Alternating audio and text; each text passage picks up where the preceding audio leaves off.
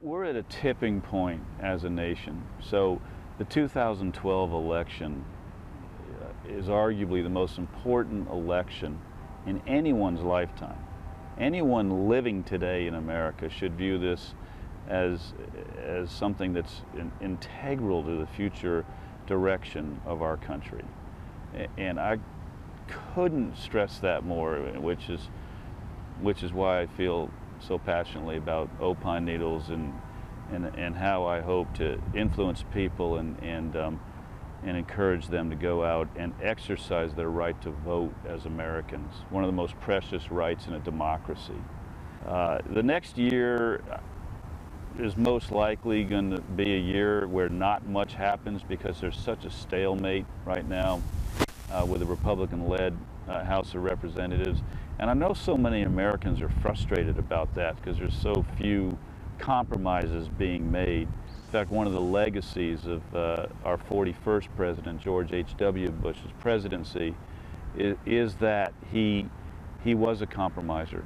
And some conservatives to this day fault him for being a compromiser.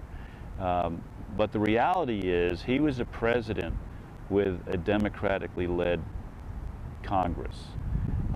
And he accomplished some major pieces of legislation, and the only way he did it was to compromise.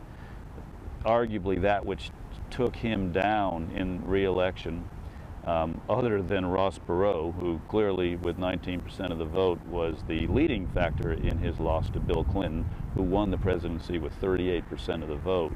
But what took him down was in 1988 he had pledged in the Republican convention no new taxes. James Carville, who was Clinton's campaign manager, was very effective in running a campaign which convinced the American people that George Bush didn't care about the economy and that he broke his pledge to the American people. The reality is, in achieving a compromise with a democratically led Congress, George Bush set the economy up for massive growth, and ironically, Bill Clinton was the beneficiary of the tax bill that George Bush signed. What very few Americans know is that for every dollar in new taxes that Bush agreed to, and in what some would call a fateful decision, he exacted $4 in expense cuts from the democratically led Congress. So it actually was a massive expense reduction bill, which was lost in the shuffle and the passage of time. But going back to the fundamental question as to what this country looks like if Obama wins re-election, it scares me. And let's be really clear. Obama will be the favorite unless something very untoward occurs between now and then.